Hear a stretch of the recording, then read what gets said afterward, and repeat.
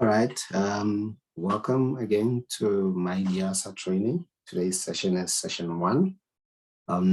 So the session is being recorded and the recording will be made available upon request for those who might need the recording.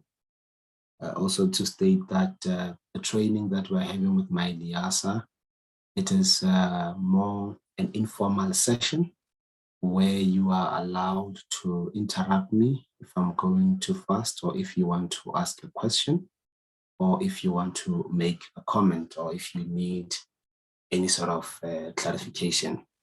Please do pause me, interrupt me in case if I am unable to see the chats, if you've placed content in the chats. So with today's session being session 1, MyLIASA training is split into 2 sessions. The first session is basically an overview of the LIASA website, of what is it that you can do on the LIASA web. And the second session is more of a practical session where we will be designing web pages, creating groups, sending communication in a test group. We will be playing around with all the nitty-gritty features on the LIASA website, where it will give you the skills for you to communicate with members of your branch or interest group. All of that will be done in the Thursday session. And for that to be successful, we need the executive committee members of branch and interest groups to have their membership paid up so that they can be able to access their profile. Okay, now I'm going to share my screen.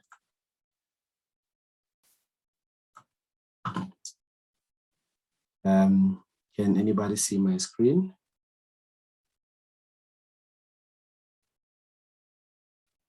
Yes, we can. Okay, thank you very much. Now to continue, to access the LIASA website, www.liasa.org.za, and it will bring you to the landing page. When we are on the landing page, you can see at the top over here, we have a couple of social media shortcut icons. If you wanted to access the LIASA social media pages for Facebook, Twitter, LinkedIn, Instagram, as well as YouTube, the shortcuts are available over there at the top left on the yellow ribbon for those who are interested in accessing social media pages for LIASA. Then on the right-hand side on the yellow ribbon, we have a contact us feature as well as a sign-in feature. So for the purpose of Thursday's training, all members are going to be required to sign in. When you sign in over here, it will ask you to put in your username as well as your password in order to access your profile. If you are struggling with sign in, maybe you forgot your username or your password, and you are struggling with password resetting, because sometimes other problems that we experience is people usually register for their membership using their employer's email address, and then they change employers. Now, when you try to reset, the password reset link is sent to your old employer's email address, and you no longer have access to that. So if you should experience that problem, you are more than welcome to communicate with the office, and we will assist you with the details.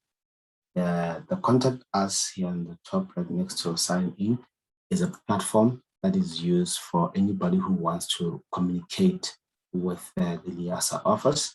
So you simply click on it. After clicking on it, it will open a page that looks like this. Then on this page, you're populated with all the important information that we need for us to be able to locate the information so that we can respond.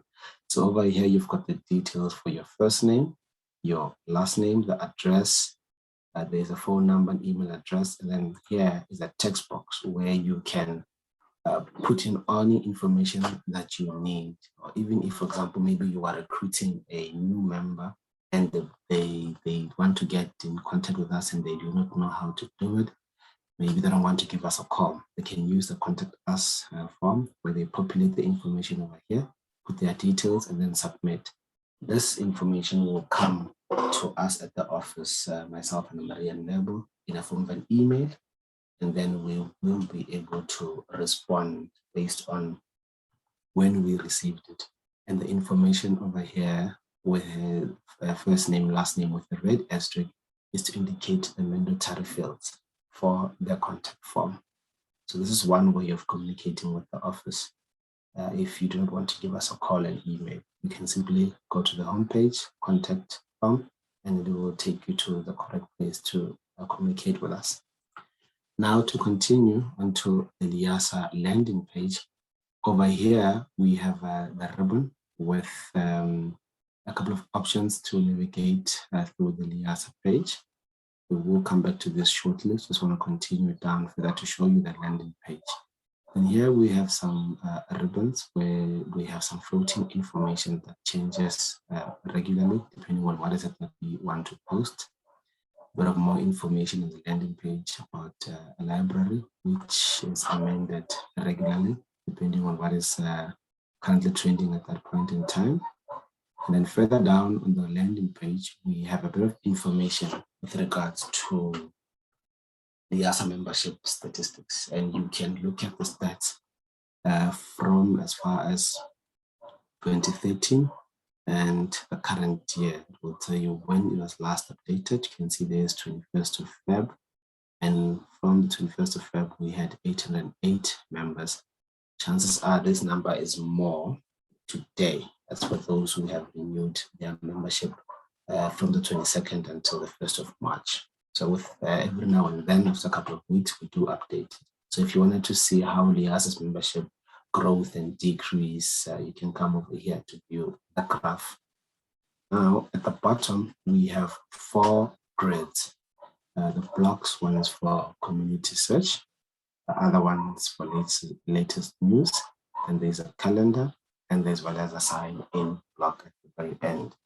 So the first one, community search, this is a block where, for example, if you're looking for information on the MyLIASA website and you are struggling, maybe you do not know when you navigate on these tabs where that information could be. Maybe it could be membership, it could be library week, it could be conference, and you've tried to go through the different tabs and you're struggling, you can simply come and search over here by community search. For example, if I type in library and you click on search, the site will go and search for everything that is in relation to library week, and it will give you the results over there.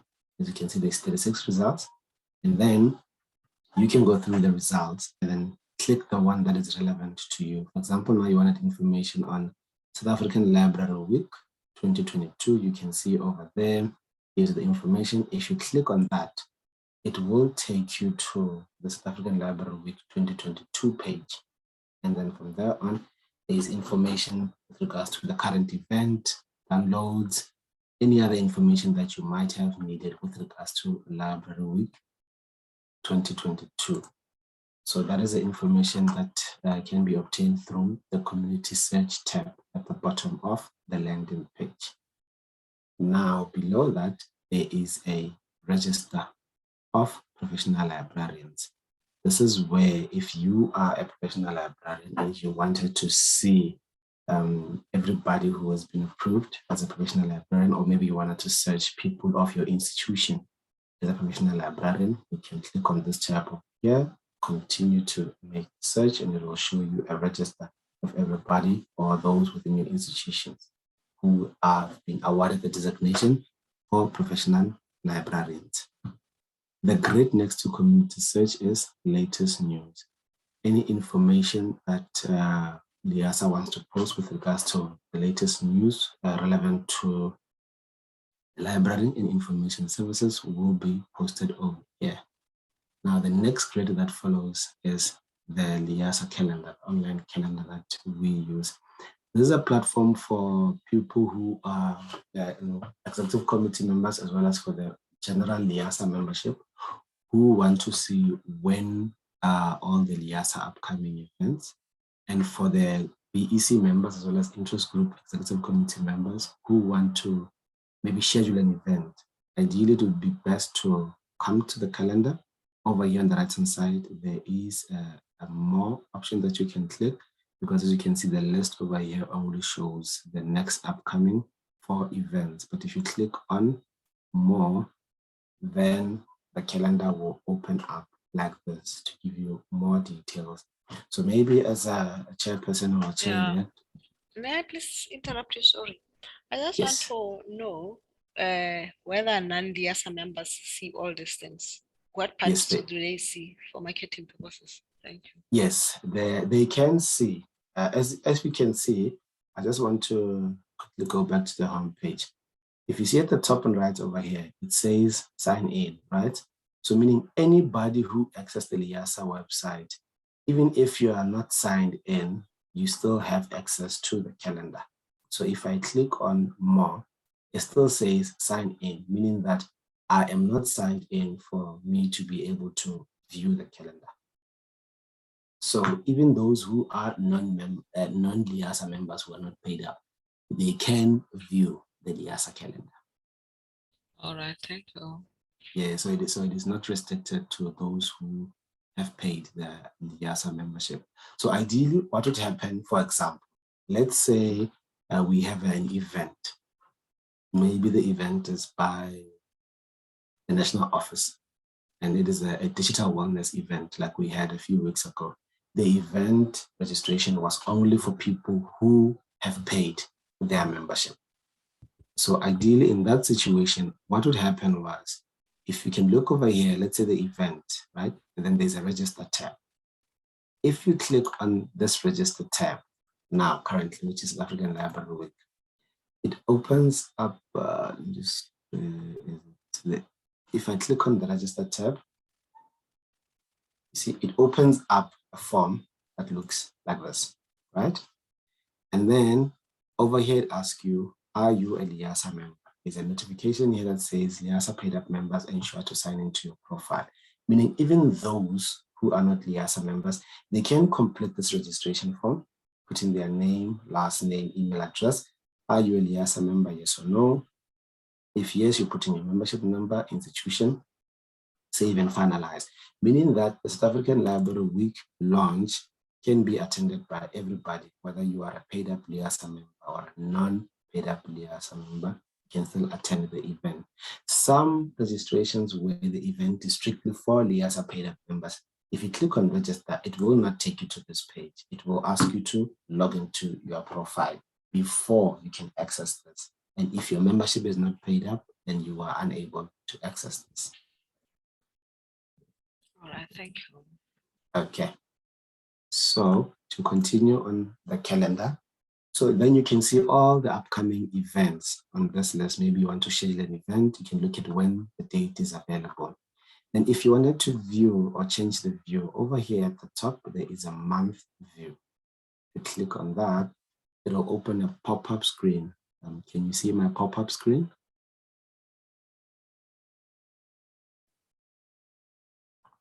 Just get confirmation that you can see my pop-up screen. Yes, you can see it. Okay, so now the month view, you can see that it says March. It shows you the calendar in a month view. You can see from the 1st until the 31st, and then you can observe which date it's available. Maybe you wanted to do an event or you wanted to see all upcoming events, you can open up in month view. You can play around with the view. Maybe you wanted to see the different months. You can go to April, you can go to May, and then just click on go. It will populate the information with the month that you have selected. You can even print this calendar if you wanted to have it as an actual document, hard copy. Is it possible to link it to our calendars, like our Outlook calendars? I'm not sure. Yes, I'm not sure if you can link the entire calendar, but I know you can export an event to your Outlook. See at the bottom there is export. And then also what happens is, let me just go to there with the South African Library Week, you can export that to your calendar. So currently at the moment, the only feature export that we have is for the Outlook. We're still investigating how we can also incorporate the Google Calendar. Yes, because a lot of people also are using the Google Calendar. It also helps those who, for example, if you can incorporate it both into Outlook and Google, you can still have access to these events on your smartphone, where ideally you might be using your Google Calendar and your Outlook might be your work email address, which is on your laptop. So you can still have access to the calendar on your smart devices, your cell phone or your tablet. So that's still in planning. Okay, to go back to the home page, everything about the calendar information is over here. Now, next to that, we have a sign-in block. The sign-in information over here is to show you that you can put in your username as well as your password, and then you sign in. If you forgot your password, you can click on forgot password.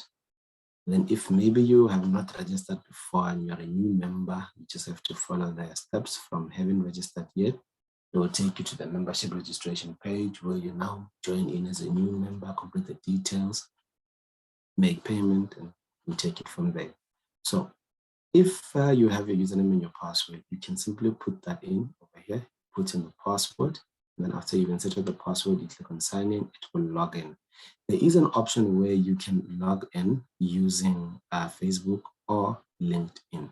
But before you can log in using Facebook or LinkedIn, you would have to connect the two, where you have to connect either Facebook or LinkedIn with MyLIASA so that you can be able to log in using this social media platforms. And for you to connect these two, you have to log into your profile. So I'm just going to click on login over there. After you have logged in, and then we go to my profile, manage profile. When you're at manage profile, there's information and settings, and there's a manage connected apps. So if you click on manage connected apps, it will open your profile, and then you can see there is Facebook as well as LinkedIn, where you can connect if it's Facebook or LinkedIn. Then next time, the first time around, this is how you have to do it. But after you have connected the two, the next time when you log in, you can simply log in using your Facebook username and password, and it will take you to your profile on my MyLIASA page. But before you can do that, you have to connect the two. Okay, sign out. Before I continue, this was the landing page of LIASA. Are there any questions?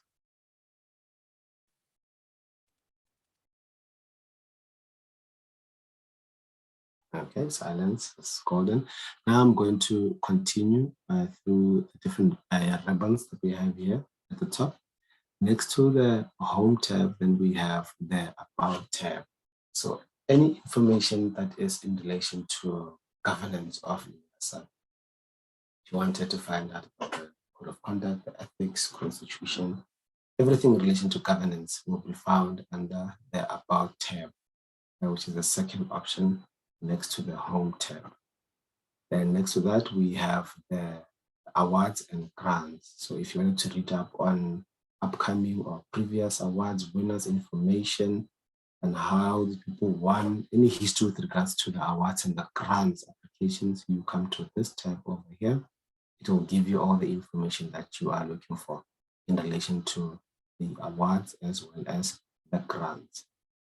Next to the awards and the grants, we have publications. And the publications is the LIASA Bulletin.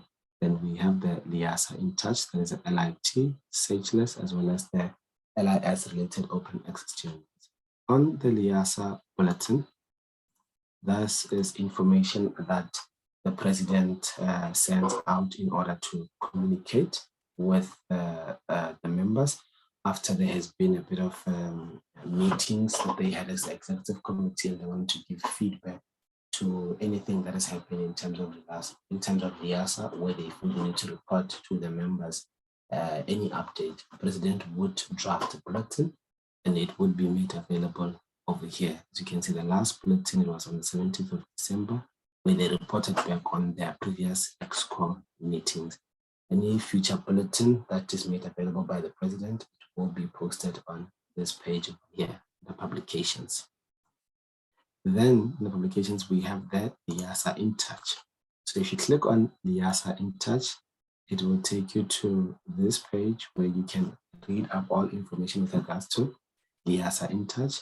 You can even scroll back to previous year's issues that you wanted to read. But if your membership is not paid up, you are unable to access the LIASA in Touch. LIASA in Touch will only be made available to those who can, those who have paid their membership. If the membership is not paid up, you'd only be able to read either the first or the second page. The system will not allow you to continue until your membership is paid up. All that information with regards to the LIT, you'll find it over here under publications. Then we have search lists as well as LIS related open access journals. I'm going to click on the open access journal.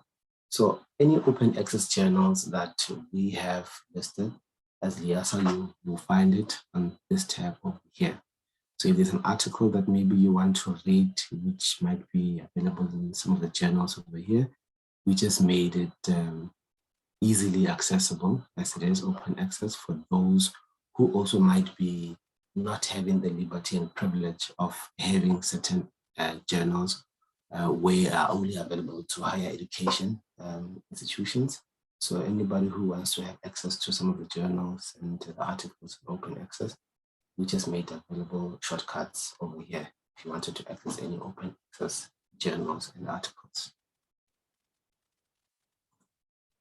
Okay, then that is the bit of information about the publications on the LIASA menu tabs. The next one, we have programs. So the LIASA flagship programs should be found on this tab over here. So if you wanted information with regards to South African Library Week or conference, you come to this tab over here. So in the meantime, they haven't yet created a page for the 2022 conference because they are still busy finalizing in terms of where and when is it going to take place, if either it's going to be a hybrid or virtual or face-to-face. So once all that information starts to be available, they're going to create a 2022 page over here for conference, and you can access all that information. If you wanted to read up on the previous and history of conferences, all that information is available over here. South African Library Week, the same, similar conference. So since now Library Week is upcoming in March, all the information for Library Week 2022, you can click on that. If you wanted to read the history, it's all available over there. Then we have Librarians Day, open access, a bit of information on training and development, and a bit of information on ASCAXL 2022. If there's any updates with regards to ASCAXL 2022, information will be populated on the LIASA website. If there's any update, we will also be sending out the information on MyLIASA online, where information will drop into all LIASA membership to update them with any event that is taking place through LIASA. All right, the next tab, next programs, we have the Career Center. Just going to click on Career Center to show you. So on Career Center, any information with regards to vacancies that LIASA posts, you will find it on this page for Career Center. So for people who are not paid up members of LIASA, they will have to search for the openings, clicking on Career Center. On this page, you click on Search Openings. And then on Search Openings, it gives you a field with information for you to populate, where you can type in the keywords, where you can put in the city of the place maybe you are interested in when you're looking for a job, the location. Then you can select the categories, maybe if it's higher education, special libraries, the type of position you are looking for. Click on search, and then the system will provide the results based on how you filtered the search categories over here. But if you do not want to scale it down based on category, you can just click on search openings over here. And if you click on search, the system will give you everything that we have on the LIASA website with regards to vacancies. But Now, if you are a paid up MyLIASA members, you do not have to go through this long way of searching for jobs. You can simply subscribe. So if you click on subscribe, where the system will of course ask you to log in, and then it will show you a page where subscribe information is available. Then it gives you the different categories in terms of the library sector, higher education, national libraries, special libraries, and so on. So if you have an interest, maybe that you only want jobs for higher education, you simply can click on, say, higher education, maybe say research council as well. You save your preferences. Then every time that we as MyLIASA post vacancies on the MyLIASA website, you will receive an email notification. So meaning that you do not have to go through the long option of going to search for openings. If you are interested in all of them, you can tick all these options, then subscribe, save your preferences, and there will be there your subscription preferences have been saved. Then every time we update and post vacancies, you will receive email notification to tell you that there is a job, and you can view and review and make an application. So that is the bit of information on Career Center. Next to that, we have groups. So basically, this is information that is in relation to either the branch or the interest group, either committee of practice or any committees that you might be belonging to, or a task team. Maybe you have joined a task team for the conference planning committee or the conference program committee or the South African Library Week planning committee. Once if they've created a task team, you will be added to the task team over there.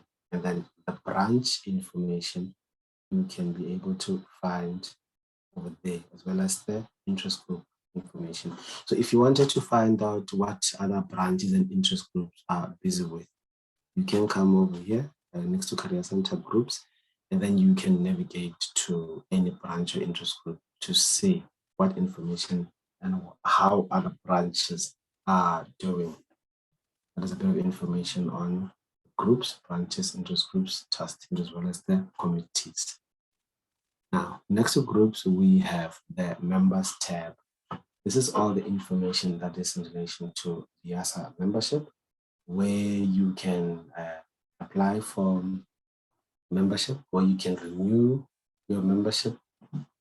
There are how-to guides where there's information that can show you the frequently asked questions. If there's any information that you might need that you're struggling with as a MyLIASA member, how-to guides are available over there. A bit of information on professional body designations, and you can read on who is eligible to apply. If you want to apply for designation, what is needed, you can make the application online, and how do you collect CPD points. All the information in relation to professional body designations is found over here under members. And we also have some information that's scarce skills letter, visa letter. At the bottom here, we have information with regards to personalia and in memoriam. Any information with regards to everybody who's MyLIASA members, which you want to read up on personalia, any movement within the LIS sector, that information will be found over here. Next to the members tab, then we have the contact tab. If you wanted contact details with regards to any member of the rep council that maybe you might be struggling to obtain, their email addresses should be available. If you click on whichever one that you've selected, maybe say representative council, all the email addresses are available over here, and you can switch and play the options depending on which one you want to see. If you want the national office information, it will appear there. There's our address, contact details of myself and my fellow colleagues. And you can switch as well, maybe see the executive committee want information. If you click on that, it will give you all the information as well as the email addresses if you are looking for contact details with regards to all the structures of MyLIASA over there, as well as the stakeholders information. Now, the last tab next to contacts is my profile. So for everybody who has paid their membership and access to their profile, when you hover your mouse over profile, we have Profile Home. So if you click on Profile Home, it will show you your profile page where your name and surname should be there at the top. If you have uploaded a profile picture, it will appear over there. Below that will be the nickname that you have selected. It will give you the information. If you're a professional librarian, that will appear over there. It will show your branch. It will show your email address, and as well as any other information with regards to personal information, employer information, as well as additional information. You can edit this with regards to your personal profile. It's an edit option on the right hand side, and you can change a couple of information that you want to amend. Just take note that some of this information, as you can see there, it's not visible to others. So basically, important security information will not be visible to anybody else but yourself, as well as the MyLIASA administrators. And the site that we are using currently is a secure site. If you can look over here next to MyLIASA, there is a padlock that shows that it is locked, meaning that information on this site is safe and secure. Next to below Profile Home, then we have Manage Profile. So if we click on Manage Profile, this is where a lot of practical things we're going to be doing on Thursday. We're going to be working on My Profile, Manage Profile, and a lot of our things that we'll be doing on Thursday will be under Manage Profile. Before I continue, just to give you a snippet of Manage Profile, are there any questions?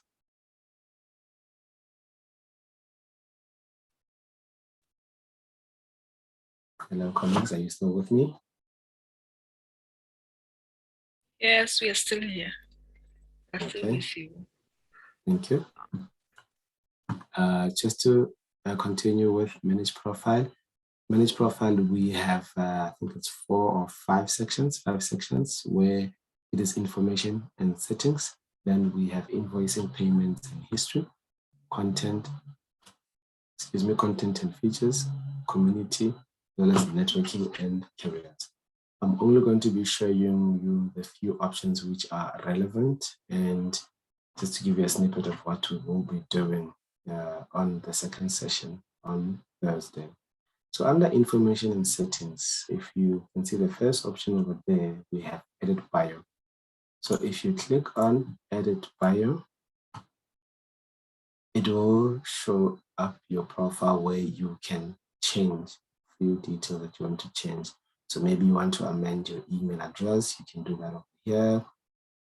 You want to change your physical address, cell phone number, any other information, your work-related information, you want to update your qualifications, you can do that over there, and then save your preferences.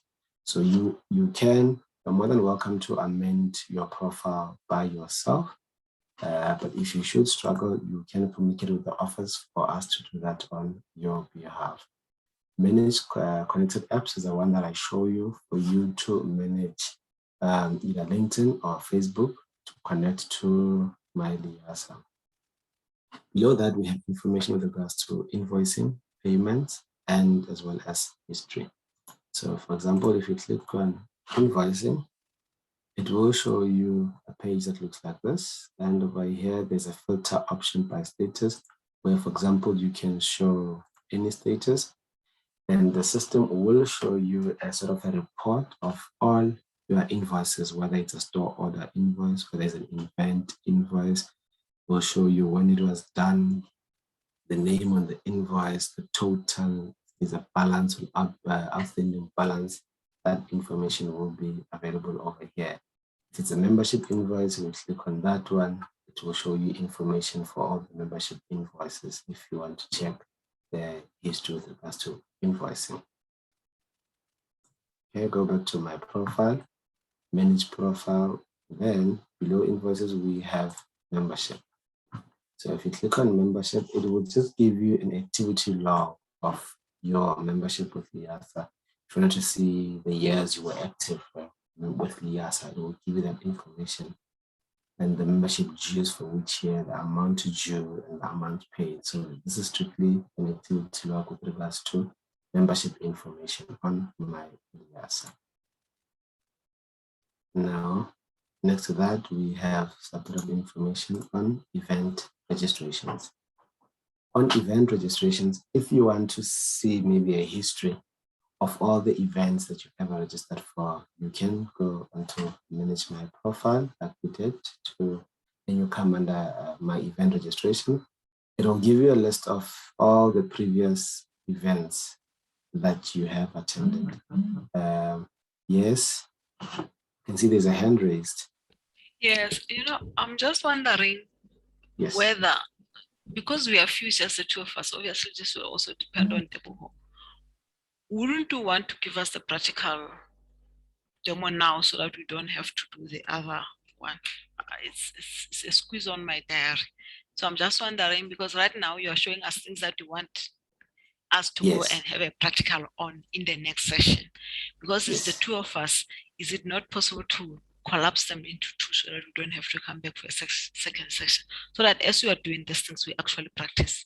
Obviously, I think it depends on Debo as well, because in fairness to him, but that's my position. Okay, I don't have a problem with that. Once I'm done with this roundup, we can ask Teboho if he wants to do that, and then we can consolidate today's session as well as this session, and we can continue with the practical, so we can hear what Teboho has to say. I don't have a problem with it. Thank you. Teboho?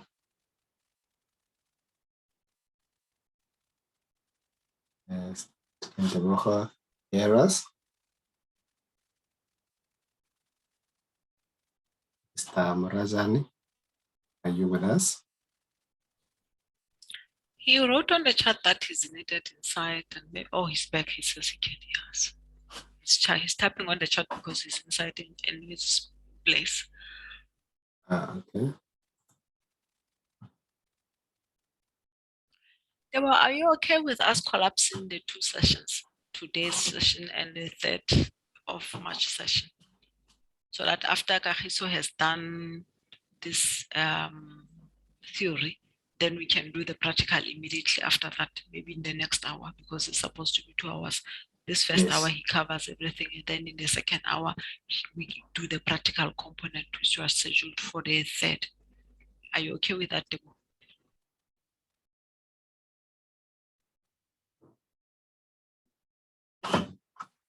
He says yes. Okay. Then, thank you. Thank you, Debo. Thank you very much.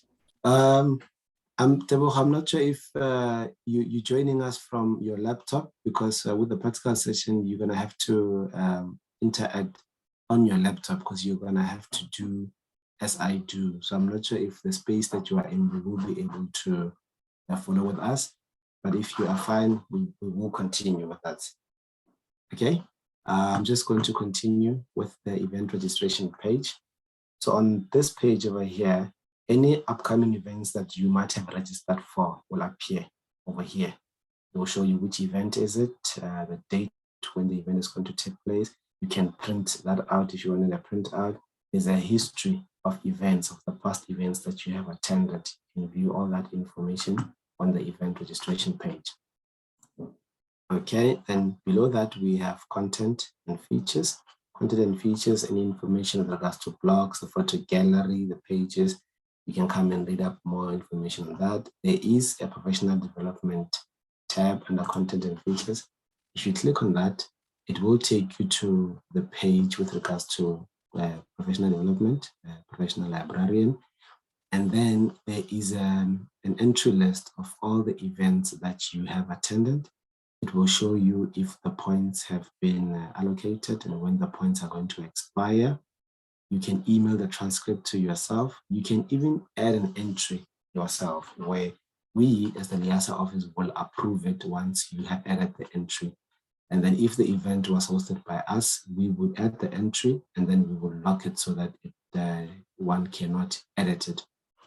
So if you as a member, as a professional librarian, has added an entry yourself, we will review it. Until we have reviewed it, we will lock it up. You can see the 2 examples over there. Once we have locked it, no amendments can be made. This one over here is still open for editing. So once we have done editing and approved, then we lock it up.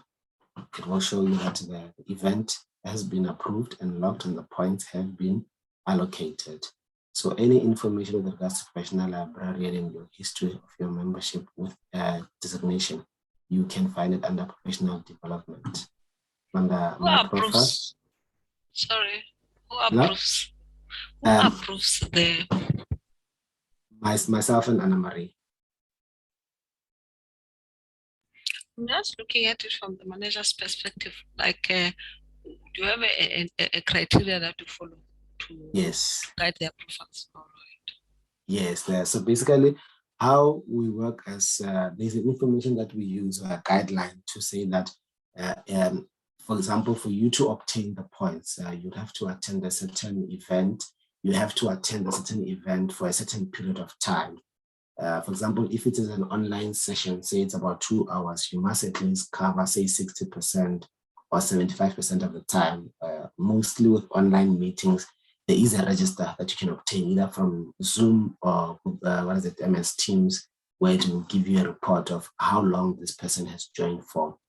And then if it is a face-to-face event, the people who are handling that will also provide a register of everybody who attended, and then they provide a program, and then we use that criteria to allocate the points to them.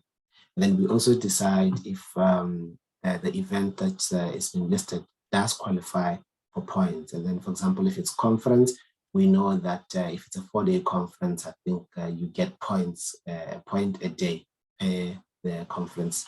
And then if it's an event, if you attend, say, an academic writing, highly corrective event, when the session is done, we download the register, we look at the time spent of everybody who attended, and everybody who is a professional librarian, we allocate the points to them.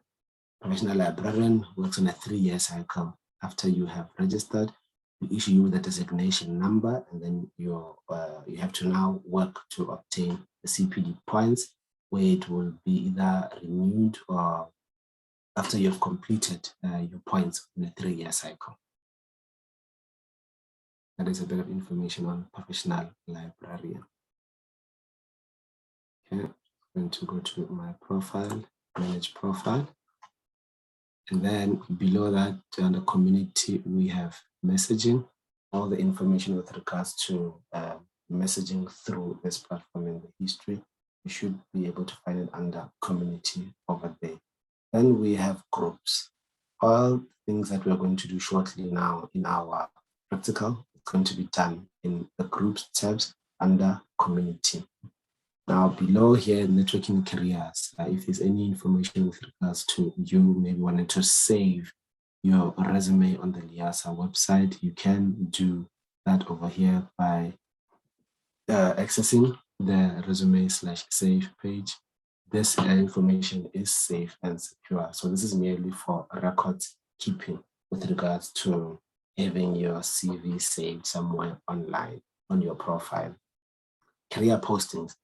A bit of information where if maybe you have posted a career for your institution, say maybe you have posted a career for your university and you wanted to find out the history in terms of the people who viewed the post and to see how is the user activity of everybody who were clicking on the link of the post. All that information with regards to activity log of the posting that you posted will be found over here on career posting. Okay, now to continue with our session. That was a bit of a snippet on the first session where we went through the MyLIASA website to show you where exactly what is. So since we have all agreed that we can continue with today's session, the first session which was supposed to take place on Thursday, we will be doing it today, which is the second session, the practical session of MyLIASA. Can we please get a 5 minutes break, comfort break, before you start the second part? Yes, start not a at problem. 1 o'clock, please. Thank you. Okay, no problem. Thank you.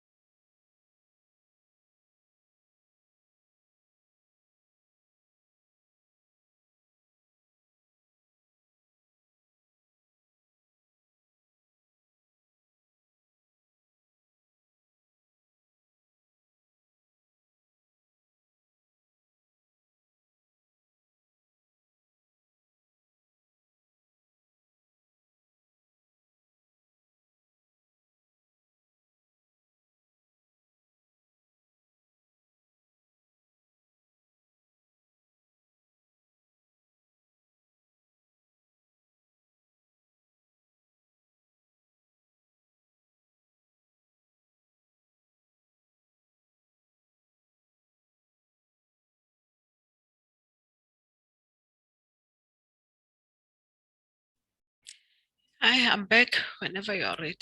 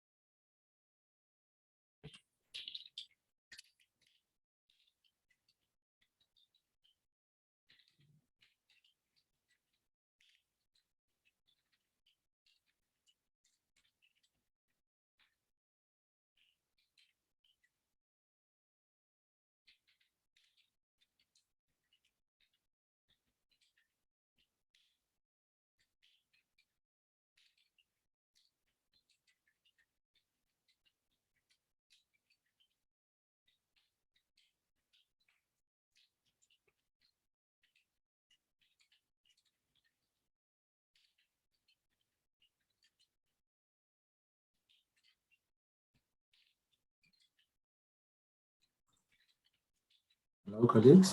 Everybody back? Hello, yes, I'm back. Deborah? Okay, Deborah says it's ready. Okay, now. Now, the challenge is that I've forgotten my logins totally. It's been a very long time and I don't even know whether they were with my previous employer or not. Anyway, Okay, I'm back and ready. I can quickly sort that out because you are going to have to log in. Let me just quickly. Do you know your membership number? 5866. 566.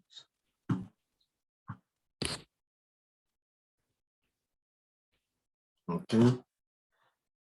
Can you just quickly give me 2 minutes? I will be with you shortly. All right.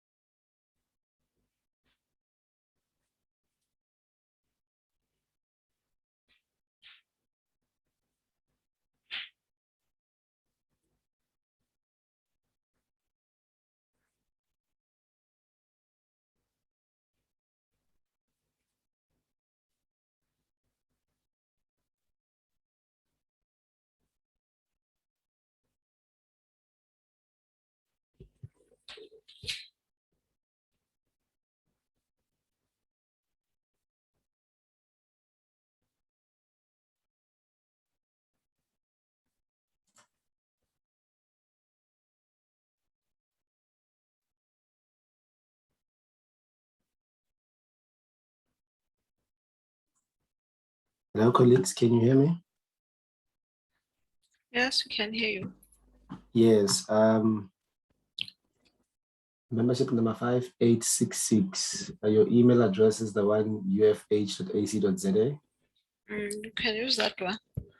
Okay, you should have received 2 emails from me with regards to confirmation.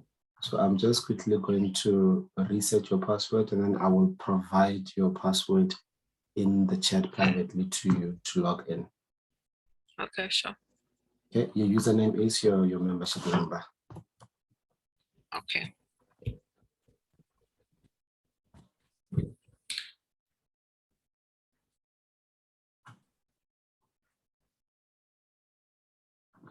Deborah, are you fine with your profile?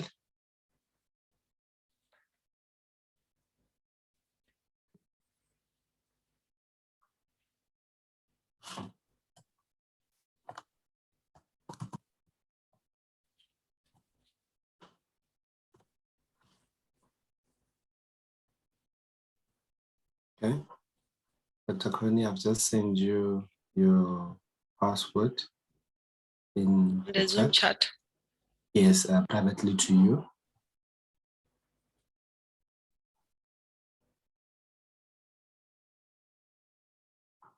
Okay. Let's try to log in, and then you can inform if you are successful with the login.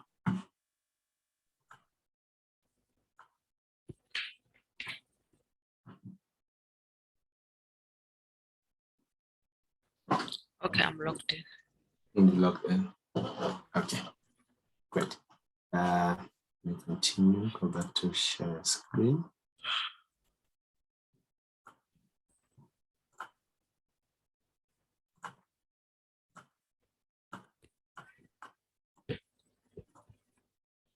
Okay, now we go back to our training. To be able to continue with today's session, you must be logged in. Over here to the last option, my profile, manage profile. When you manage profile, we have gone through the information with regards to information and settings, invoice and payments and history, content and features, community, as well as networking career. So for today's session, we will be working a lot on groups. So over here, my profile, manage profile, and then under community, there is groups. So if you click on groups, it will take you to this page where it will show you the different groups that you are belonging to.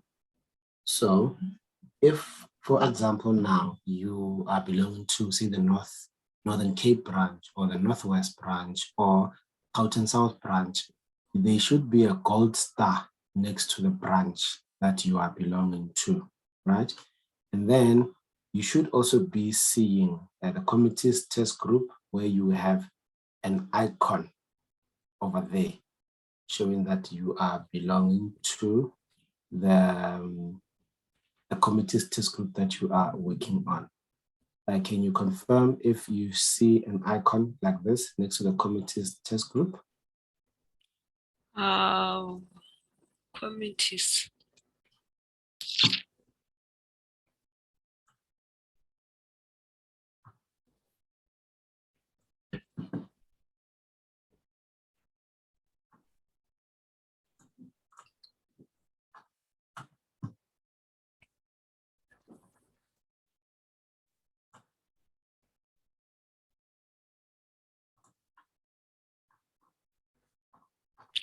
I do have committees, but I don't see that red tick or anything.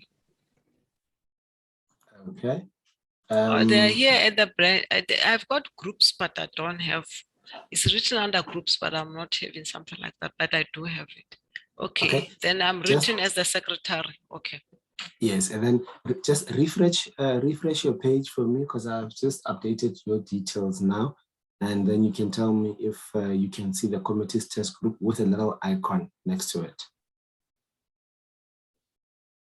Should I be seeing something that you have?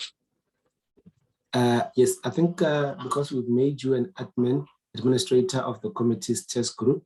For example, if I click on committee's test group, it will show the options where with everybody who is made as a member of the committee's test group.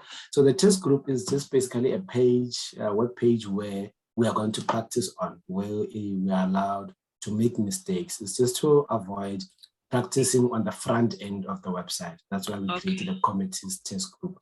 So over here, if you can see the names that are there, there's the Boho, there is your name as well. So I think you should be able to see the options. We can try to access it again over here at my profile. Then you click on my profile. Then you click on manage profile. Manage profile, you scroll down to community. Okay. Then the second option on the right hand side there is groups. Yes, you click on groups. My and groups. Then, yes, and then it should show you, there should be a committee test group with a little icon next to it. Okay? I see it. If you click on that, it will open the committee's test group. All right. And then you can see there is group pages, directory features, as well as options. Then there is group admin options, as well as change home page layout.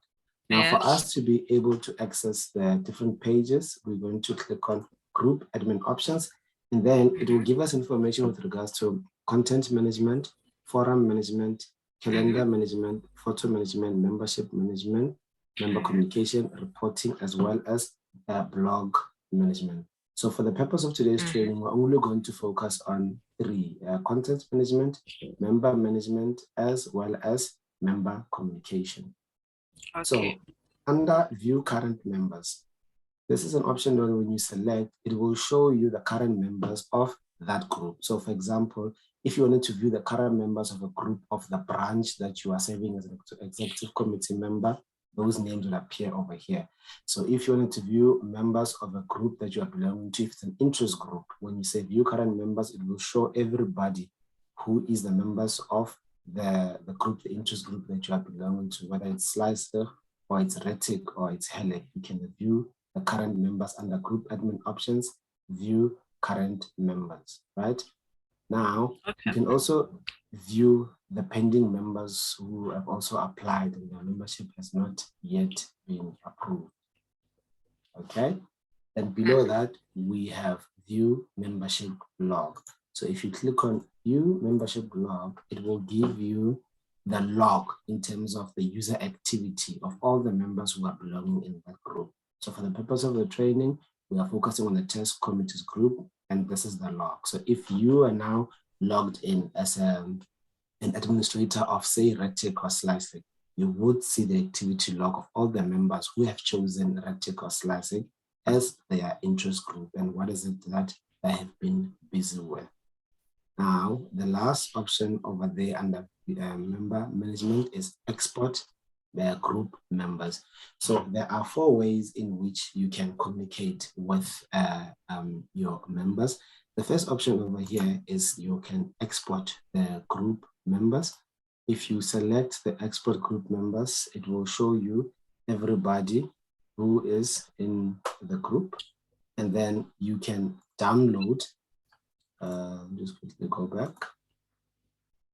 Export group members. When you click on export group members, a pop-up notification will show up to show you that it is going to export the information of the members, and then the information will be downloaded in a CSV file looking like this.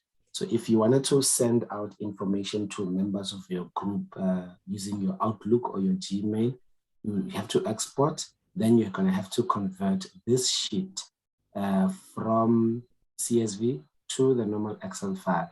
As you can see over here, it is pretty much difficult to work with.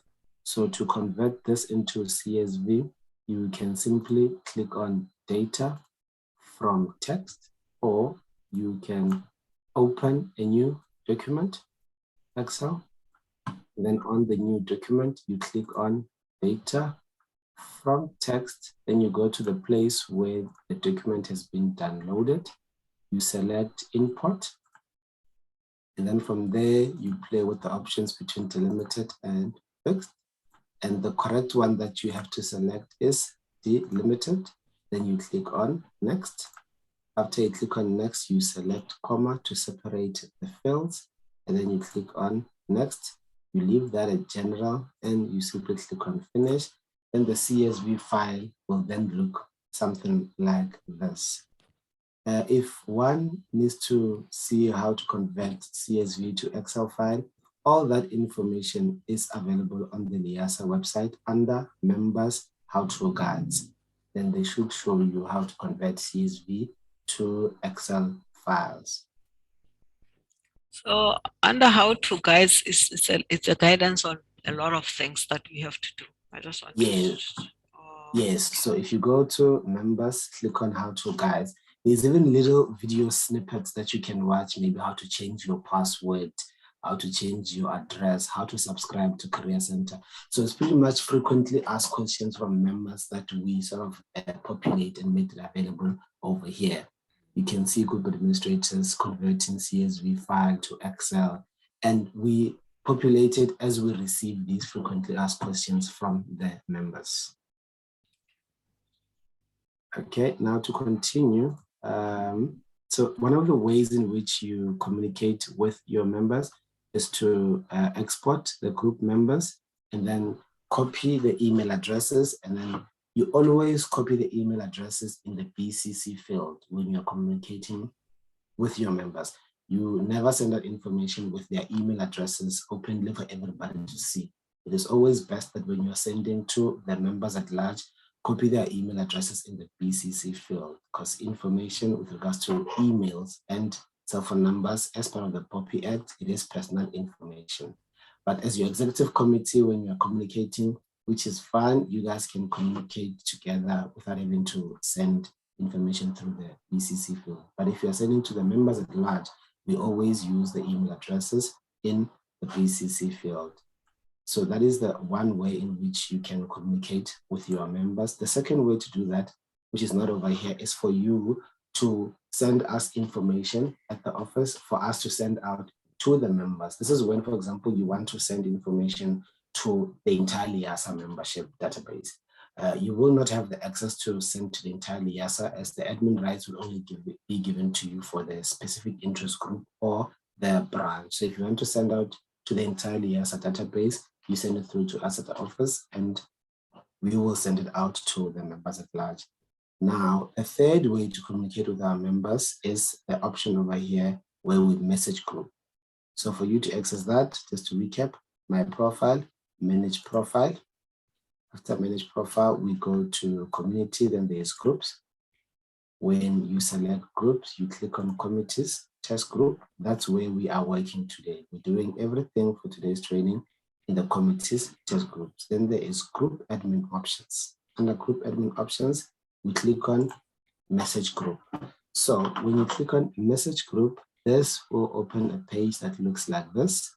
Now, say you want to communicate information to the members of your group, either it's a branch or either it's an executive committee from the interest group that you want to send information to them.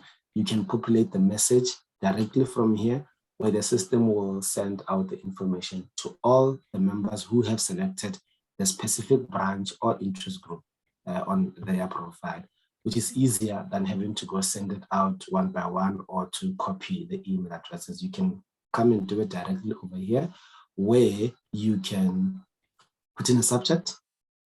After you put in a subject, you populate the email address. You can even choose a file that you want to add.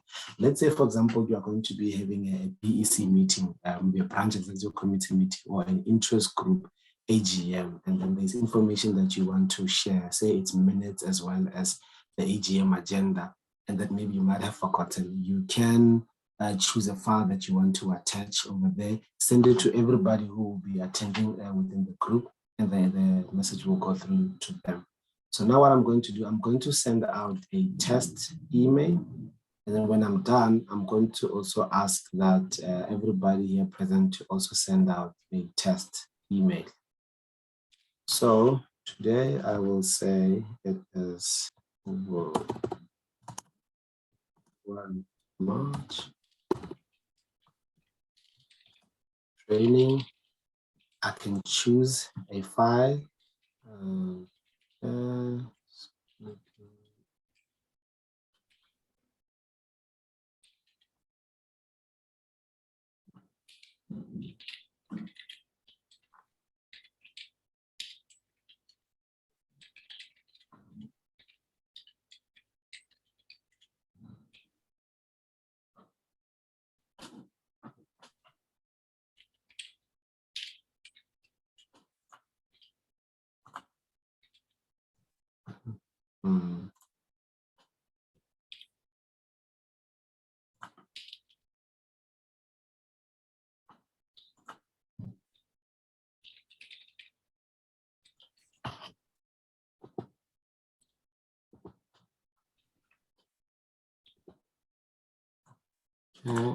Just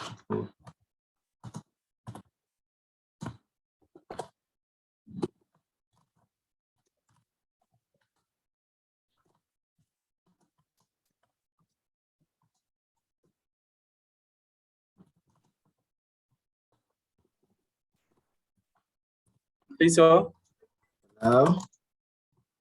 yes, I got lost, but I'll follow up with the video. I'm going to send us a video. Ne? Okay, I just quickly want to send out this email as an example, and then I can assist you. So after you have compiled the message, you can see the recipient there. So for the purpose of the test group committee, there's only 10 people in here. So if, for example, it was Slicer or it was Retic and there's say 130 people, the number over there will be 130. You can compile anything that you want to compile. You can give it a heading. You can choose a file that you want to attach. And when you are done, you send the email. Okay. And the email is gone. You can also have access to the sent history of previous emails that you have sent if you wanted to find out. So under my profile, manage profile, there under community messaging, you can obtain all the emails that you have sent out to see if you wanted to back. So now I want everybody to send us an email the same way I have just done. Deborah, you said you needed help.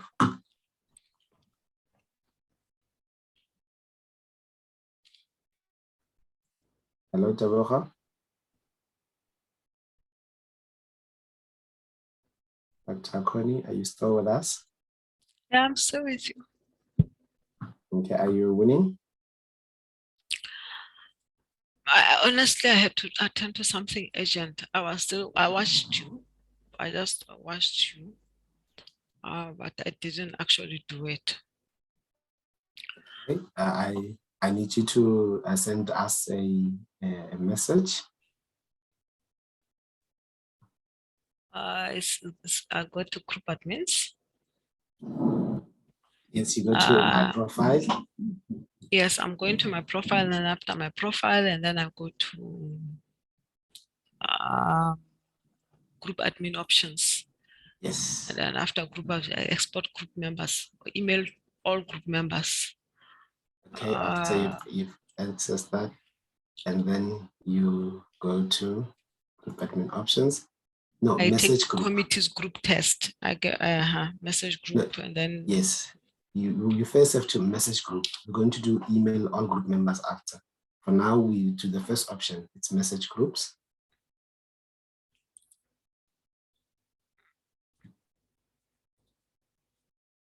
message group. Yes.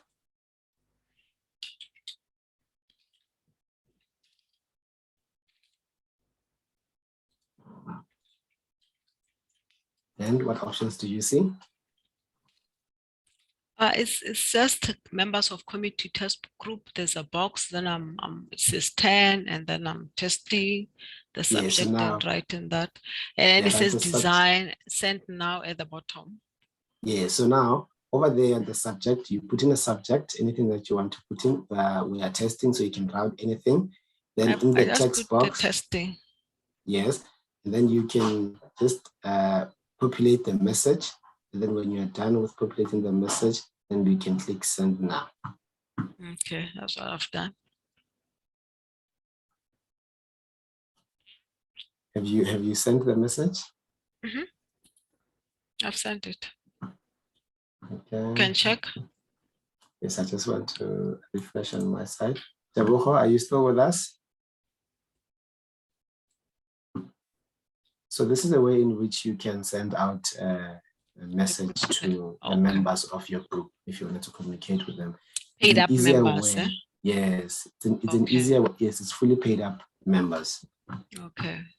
It will help when one is preparing for the AGM.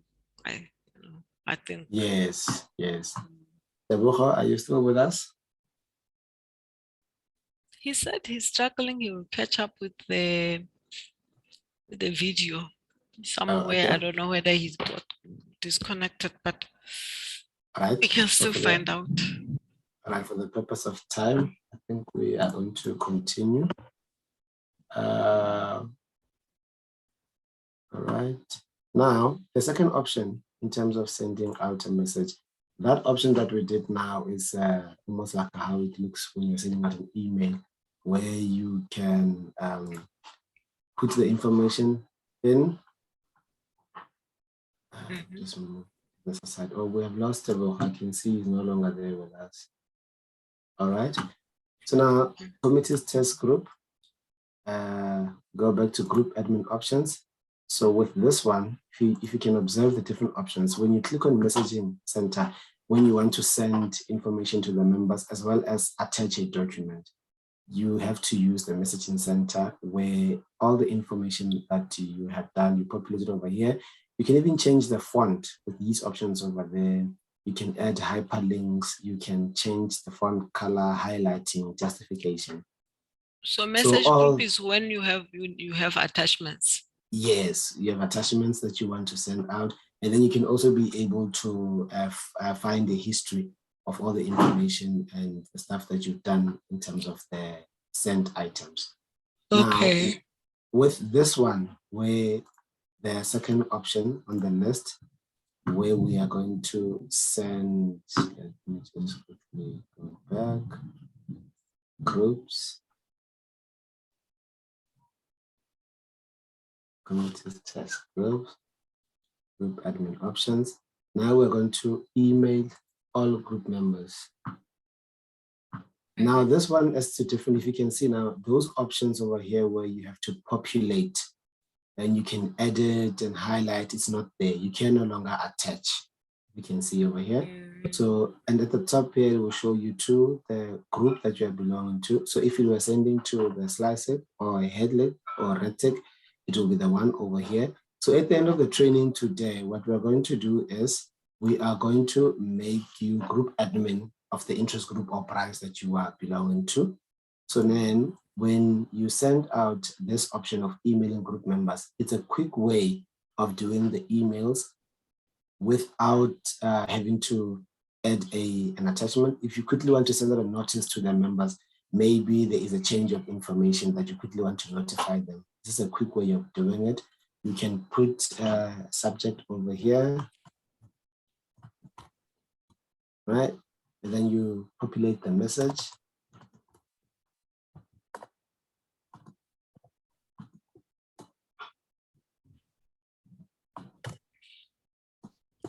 Then you can sign it off. So now when you are done with populating the information, the next step that will happen from here is you have to preview the email. After previewing the email, step 2, you confirm. It will show you where it's going. And then when you are done, you send the email. If you want to amend the details, you have to click on edit, amend the details, preview, and then send. So you send information to all members of the group. Then the information has been sent. And I'm gonna ask that you also send us an email where we message all group members under manage profile. Okay. But you know what, I shouldn't do the one which needs me to choose a file. No, we're because doing that's where I was. We are doing, isn't that what I did prior to you doing this one? No, all right, let me go back. Let me go back.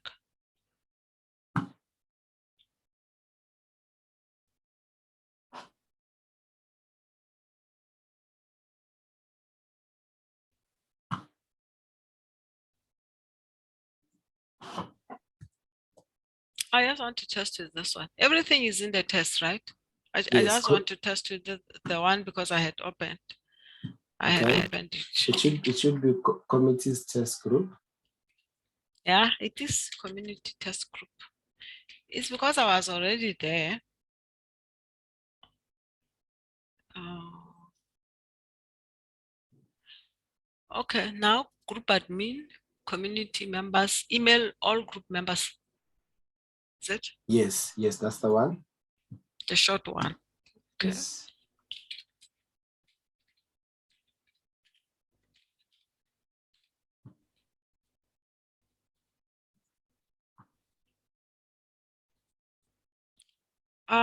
In the body, it's not allowing me to. Oh, there's no cursor. I see. What happened? It's going to search history and let me see. Okay.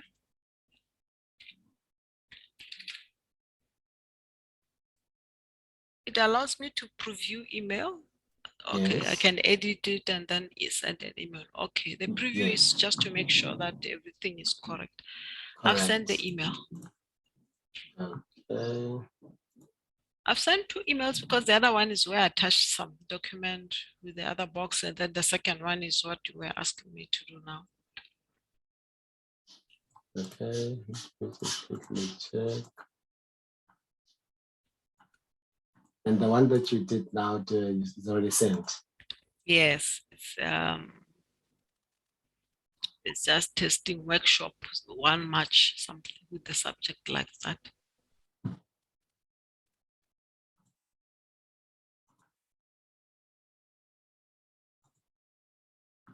Okay, I can see the email that you sent.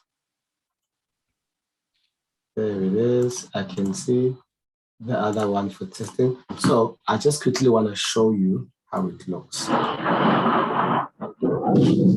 Thomas, your screen there. Can you see my emails? I can see that. Can you see the one that you just sent now? It looks like that. See there, you said it's hello. I see. Yeah. So I it's just wrote hello. So it's pretty much a straightforward text email that you send. It goes out, and that's that. You cannot see the history. The previous one that you sent looks like this. Okay. You can see there is a link. If you click on the link, it will open the message with a different tab, and there it says hello. It shows you who is it from, subject, testing, and then if there's documentation that you've added, you'll be able to access the information over there. All right. Now, then why is it that you don't have an email where I send an attachment? Did you send one with an attachment? With that, with other window that gives the option of attachment. Okay, let me go see if I can find it.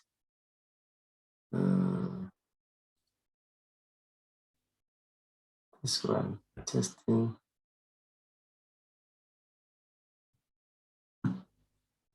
Okay. I wonder why.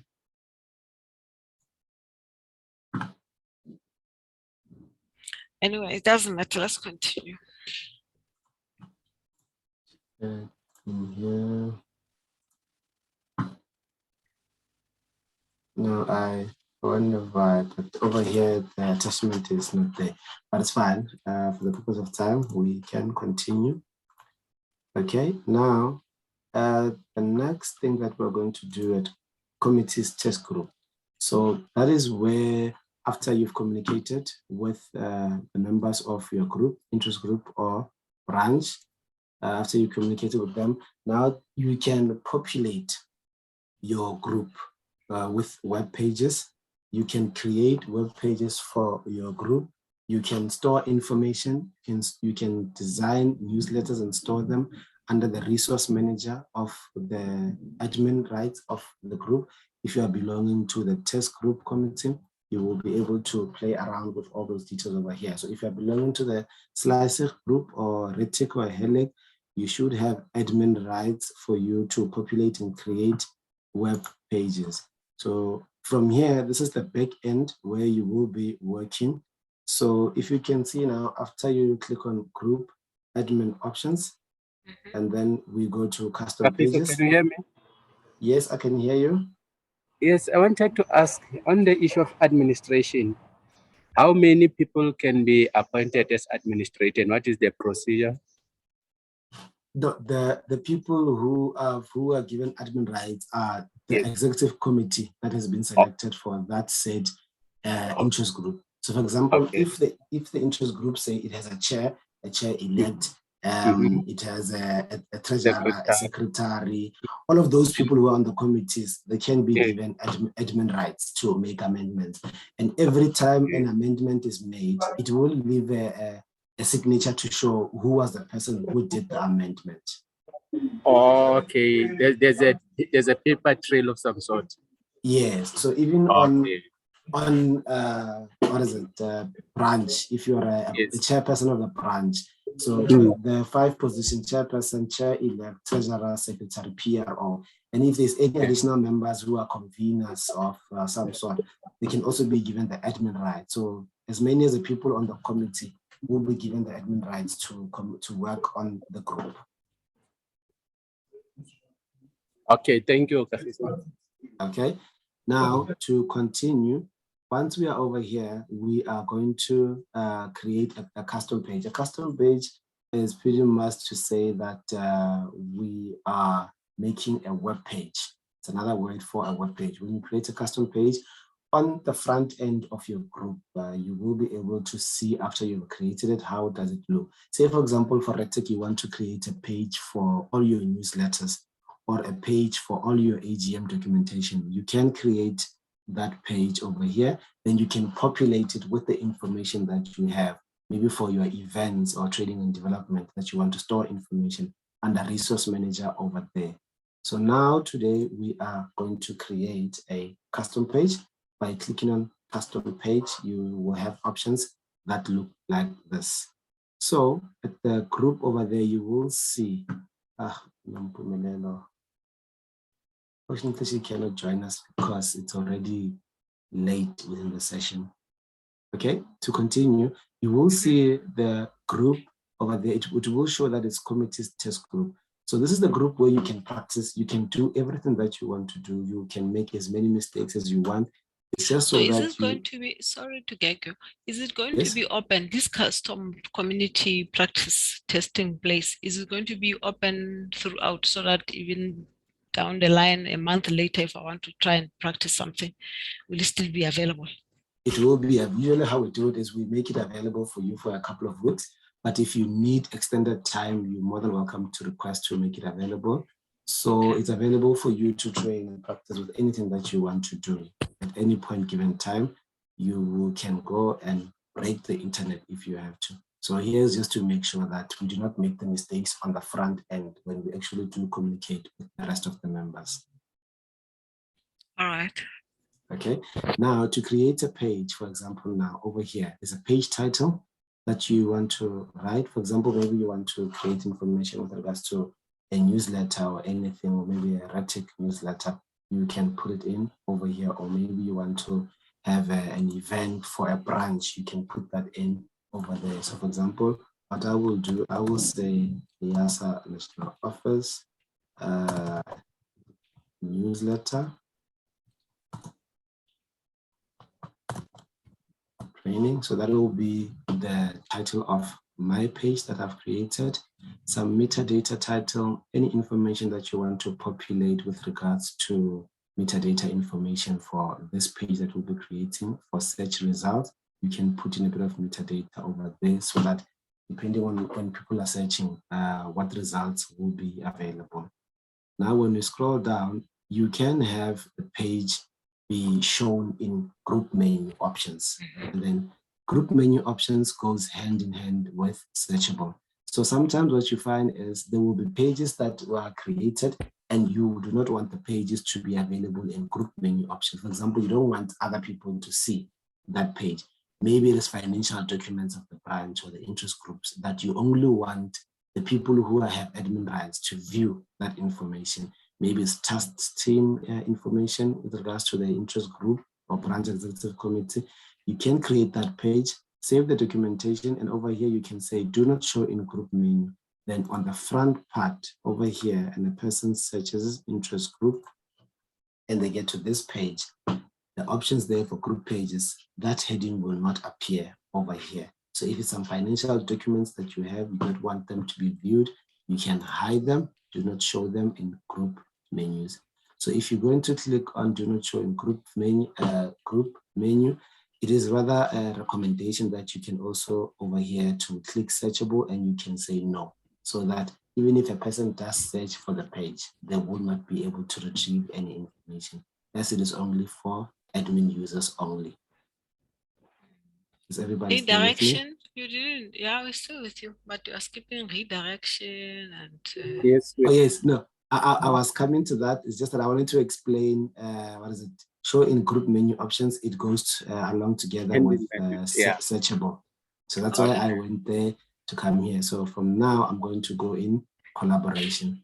So collaboration, for example, if you want members of the group to maybe participate, maybe you want them to provide a comment or to any input, maybe there's a document that you are sharing or anything on the page that you want people to participate, collaboration, you can enable, and anybody viewing the page can participate and provide input or any comments that they want. If you don't want them to collaborate, you can disable it, and you can see over there, it says it will be edited by only group administrators. And below that, we have enable share widget. I'm going to explain enable share widget along together with enable voting score, right? Enable share widget is just an option that you have if you want the page to be able to, so that somebody can share the page using different social media platforms or different online platforms that you can share the widget with. So for example, if I come to, just going to open a branch page, for example, say the Free State page, and then go to their options, pages, newsletter. So now here on the newsletters, you can see they've got two separate widgets over there. The widget, the one here at the top where it's got the little hearts, the thumbs up and the thumbs down, that is the one for enable voting and score. So maybe if you, the people who are viewing the page, they find the page to be very useful, the page to be orderly organized, and they like the information, you can rate the page between the different hearts over here, thumbs up or thumbs down. And then the other one, there's enable share widget if you want them to be able to share the page to social media platforms. Over there, there's a share widget, it's Facebook, Twitter, there's Pinterest and Gmail, or you can share to other 175 more other platforms if they want to share the page. For you to enable that on this page over here, you have to click on enable share widget as well as searchable. If you don't want to have these options on your page, you can simply just click on no, and that options will disappear. Redirection. Redirection is when, for example, you are having something on for the branch or the interest group that you want to, the members belonging to that group, when they click on it, it can redirect them to a third-party site.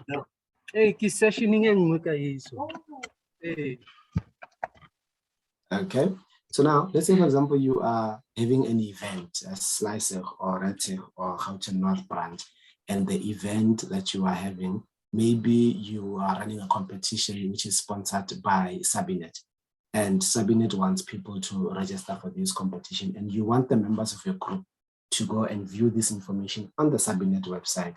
So you can create this page, populate it, and then over here, you would insert the Sabinet URL, where when the member goes to the front end and they click on that link, it will take them directly to the Sabinet website. That's if you have information that you want to redirect to a different URL or a different website. Long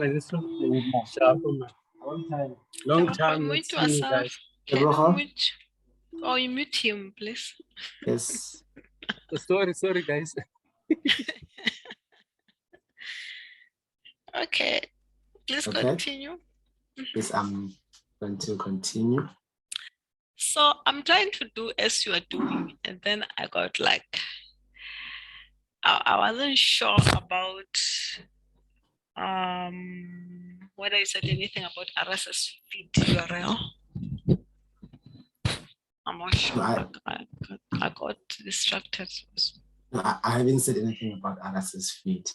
Okay. I was still showing you the different options. So some of these options usually we do not use, so I'm not going to say much about the RSS feed. But if you wanted to find out more information with regards to any of these options, next to it over there, there's a little speech bubble with a question mark. If you click question on mark it, help, yes, then it will give you the help that if you wanted to attach any RSS information with regards to this page, you can read on it. So even on searchable, if you do not understand why is it there, you can click on the question mark. It will give you a snippet of what is it the information is about. The share widget as well as the page title and so on. So the speech bubble is to basically show you there is help that you can do. So now, fantastic. I've just created my page title. I've inserted the name over there. Then after I've done that, I'm going to scroll down over here to save. To save? Yes, save. And after Without I've saved, adding any text? we're going to get back to that. We first have to create the page. Because I don't and want continue to editing or just save? Only save. Okay. Then when you have done saving, you can see I see it down on the list. Yeah, I see. Can you see there? So you can also now go and create a page for yourself. I did that as you were going along. Well, which one is it now? Retic end of year right at the bottom. I've got 10 records. Oh, there it is. So I must just edit now, eh? I can edit now, it with the pencil. Yeah, correct. I see. Yeah, one step ahead of me. I'm going with you. I'm not a step ahead of you. I'm with you. Okay, so now on the left hand side of the one that you have just created, there is a little edit option. This one over here is if you want to view the page, and this is if you want to delete the page. So now the first option to edit, you can click on that. It will open the page. You can see the link is already auto-populated by the system. So now we can scroll down. We have to add information on this page, right? So in the box. we can, yes, in the text box. So I can say newslet.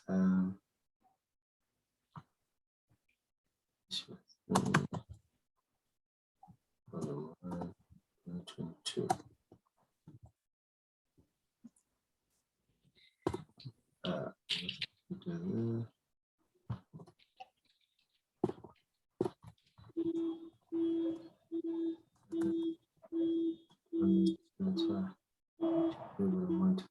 Okay, so this is a bit of information that I have added onto my page and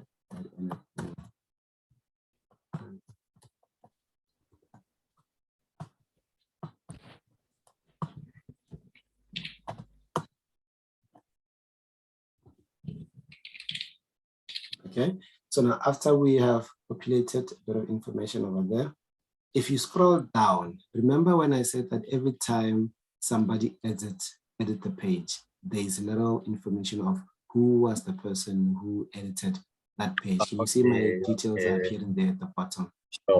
So with every update, it will create a track record. So now I've created the page, I've added information. What I'm going to do, I'm going to save, right? After I've saved, and I can go back to the page that I did. If I click on edit and I scroll down, you see there's a second save that I did. So every time with every update that happens, it will show you the history of who did it and when did they do it. All right. Okay, so Dr. Connie, are you populating? I've populated, so I was busy trying to get some information on my thing. So I go back to my list. When I get to my list, what do I do now? You go back to the one that you've created, right? And you edit. Then after you edit, add any information. Let's say now, for example, I've added. And then I save and continue, or save. No, we continue editing. We only say save. Just simply click save. Okay, I've saved. Okay. Then it gives me that list now, and then it's there at the bottom. Yes. So now I'm going to review to see if you were able to populate information. If I click on view on your page, group admin, options, custom pages, so red tape, view your page. I'm not seeing any content that you populated. I just put a small sentence in the box. It's not there. Let me see if mine is appearing. You see how mine appears. See the information that I've populated. Click here to download library matters. I think we can go review yours, because when I'm clicking on yours, I'm not finding information. So should I put in content update, version notes? Okay, you can go back to the page, group admin options, then go to custom pages. And then at your page, click on edit. And then, I did that. Okay. And then this is the information that you have, right? And then now here, just click on save. Okay. I do get a confirmation that the changes have been saved. Saved. Okay. At the right-hand corner. So now it gives me a list of all the 10 records that are there. My record is at the bottom. Okay. So now what we are going to do is group admin options, custom pages. At your page, we can click on edit, right? Edit. So let's do that. Show and say.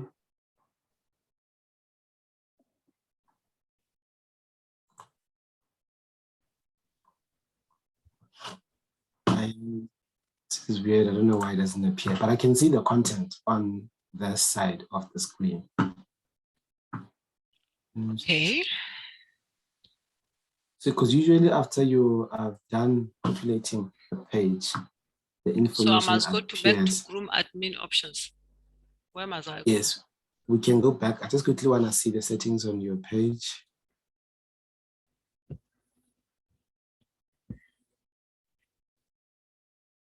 Okay, over there, you see when you say do not redirect. So when you click on redirect, you're supposed to insert a URL for you to redirect to a different page. So because we are working on the page and we're not redirecting. I must click do not redirect. Yeah, so if you click on do not redirect and then we save, let me just quickly do this. Oh, I didn't click on that. I clicked on the other one. Okay, save. I've done that. Now let's go back to custom pages. And we can view this page. Can you see now how does it look? There is the information that you've created. On my custom pages, I can't see it. So I must go back to group admin options, right? Yes. And then custom pages. Yeah, under content management. You got it right, because on my side, I'm looking at the results and it's showing. But when I'm doing that on my side, I still get the list of all the custom pages that have been opened 10 records. Okay, so now let's say group admin options, right? Custom pages.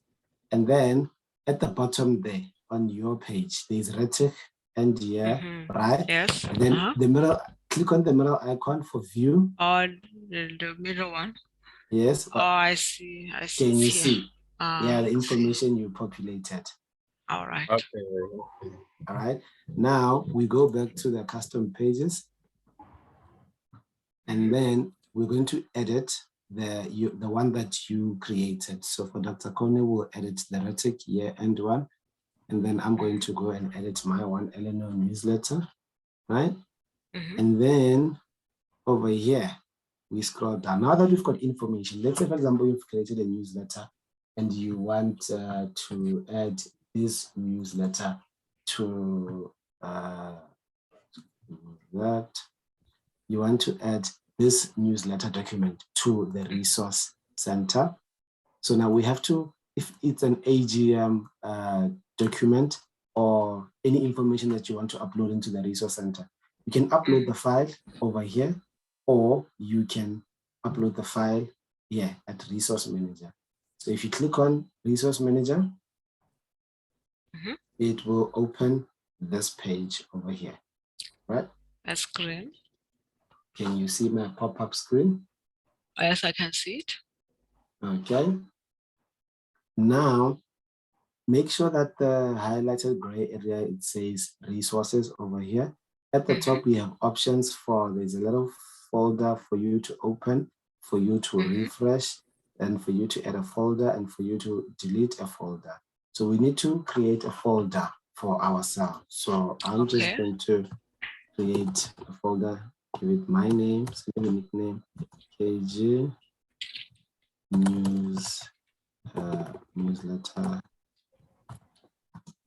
training, right?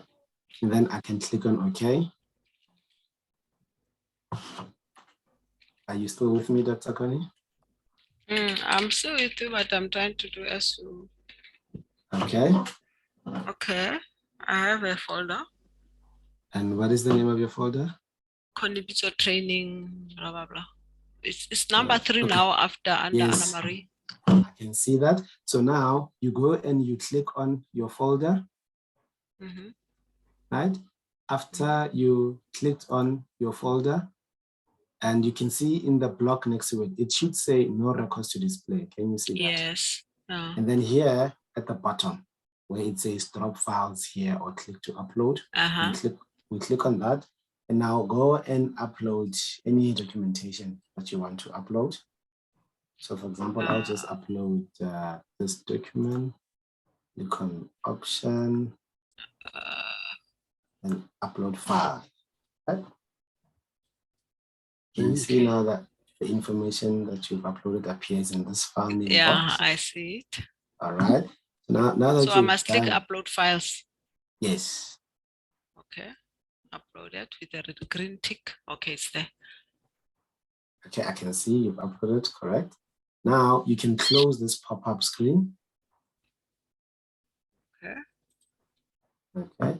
Now after closing the pop-up screen, now that we have the file in your folder, we need to link that file so that when a person views this from the front end, they should be able to know that I can download this file over here.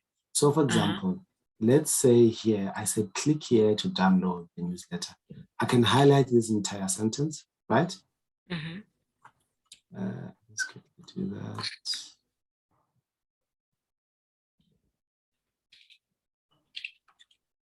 Right? And then after highlighting, on your options over here, configuration items, there is a hyperlink manager. If you click on hyperlink manager, it will give you a pop-up, right? On the pop-up, the link text should be the words which you highlighted over there. Yes. So if in the link text field, you do not see the words which you highlighted over there, that means something is not right, you're gonna have to do it again. So just make sure that everything that you highlighted in there is appearing in the link text in this pop-up screen, right? Okay. Now we need to link this document with the one that we have just uploaded, right? So there's a little clipboard over there. If you click on that, it will open the resource manager. Remember when we were creating a folder under resource manager? Then there you go to your folder, which you have just created.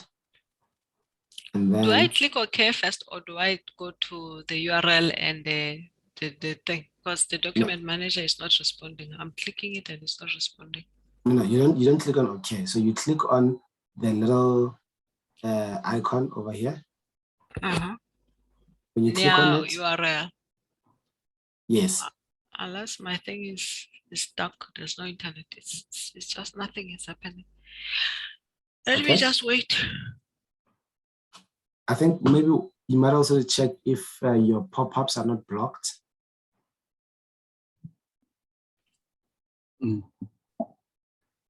So in order for me to assist, you can share your screen, then I can assist you to navigate in case your pop-up are blocked.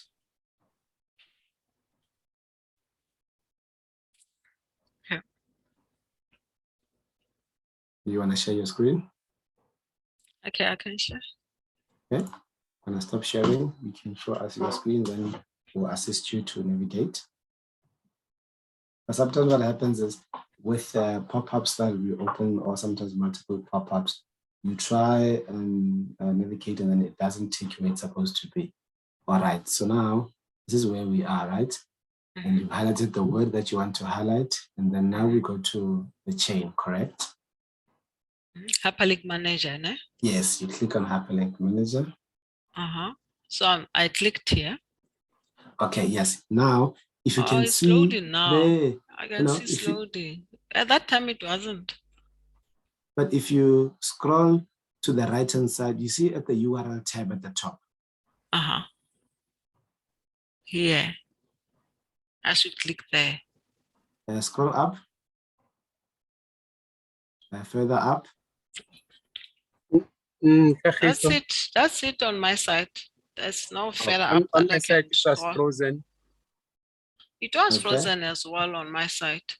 I think it's frozen again. Okay, let's try it again. Click on the hyperlink manager.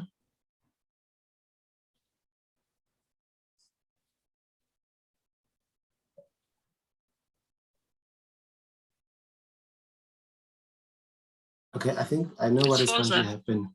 Yes, can you scroll up for me to the URL tab where there is a liasa.org.za?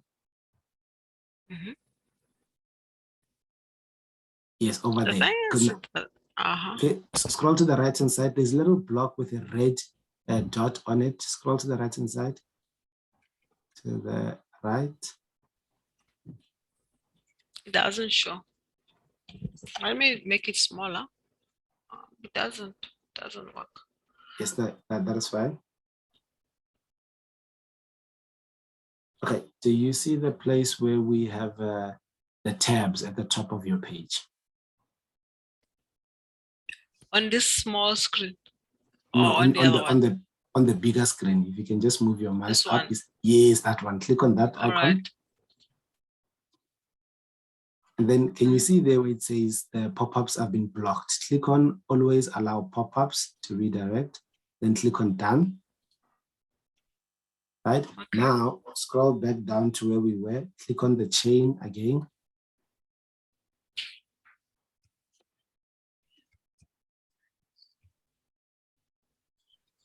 Okay, so I'm going to go to my folder. Yes. Then what do I do? Insert. Does this ID, target, tooltip, CSS class apply class or no? Okay, I can no longer see what you are doing, but now that we have blocked we have allowed the pop-ups, I think it should work. So let me just continue to share my screen, then we can stop sharing that. All right. All right. So if I can continue. So after you click on the chain, right, then you should see a pop-up that looks like this. Then on the URL, the clipboard, if you click on it, there should be another pop-up. Are you seeing that pop-up? Now you go to your folder and you see your folder at the resource manager. All right. And then you select the document that you want to highlight, for example. And then you click on insert, correct. Right. Okay. And then on this page over here, you can see that now the URL is populated, right? The target, maybe you want to have it on a new window. You can click on that, have it in a new window or same window, right? For example, when the person clicks on the link, it's either going to open it in a new window or in the same window. You can choose the target, whichever one that you want, and then you click on OK. Right? And after you've clicked on OK, you can look over here that the word that you highlighted might be grayed out to show that it has been hyperlinked, right? Yes. Then if you scroll down and click on save. And then after you have saved, you can go and view your page. If you view the page, and you can see, now I have clicked this one, I've hyperlinked it. When I click on it, it downloads the it image does go on to it. that. It does go to that document. It's done.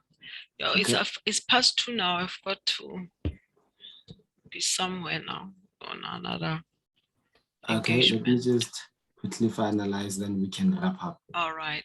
So, Kagiso, tell me, can I get this video so that I can go through it overnight? Yes, the video will be made available. Gonna confirm. Yes, you see, so Dr. Cornet's page, that's how you basically do it. There's a download that she has added on the page. So now when you do it, this is how you populate and save information for members of your branch. This is how you organize the committee. This is how you organize your branch and interest group. All the information will be available from on the website. There's an easier way of also storing information for record keeping, to avoid information being stored on USBs, and now committee members resign and you're struggling to obtain that information. This is a good way of handing information to the new committee to take over. They simply get all the information available on the MyLIASA website as saved and stored like that.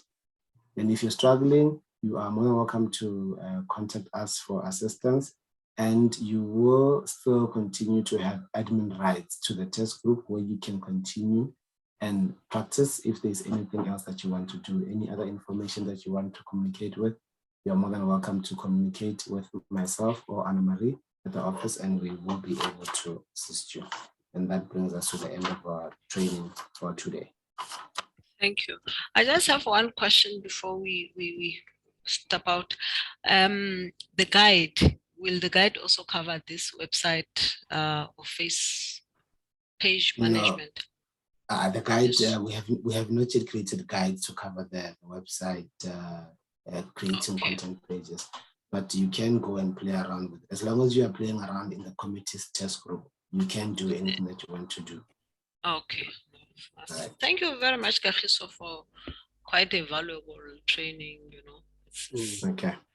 Yeah, and we are really trying to see the value for money, because this can be a cloud storage space for myself. But I'm just wondering if I want to do a personal thing that cannot be viewed by the group. I'm a MyLIASA member. Can I store some things or not? You can store some things on the repository for yourself, yes. Okay. All right. You can even upload documents to your profile for yourself, where they will only be viewed by you only, not under the admin rights of the group you're belonging to, but to your own private profile. Okay. That's fantastic. Yes. Thanks So a it's lot. nice hearing your voice, Doctor. Yeah, it's also nice to hear your voice. You know, it's been a long time. We should have a face-to-face MyLIASA conference this year. Yeah, COVID has now. thrown us under the bus. No, okay, let's stay safe. Thank you very much. Thanks a lot, guys. Thank you. Bye-bye. Bye. Okay.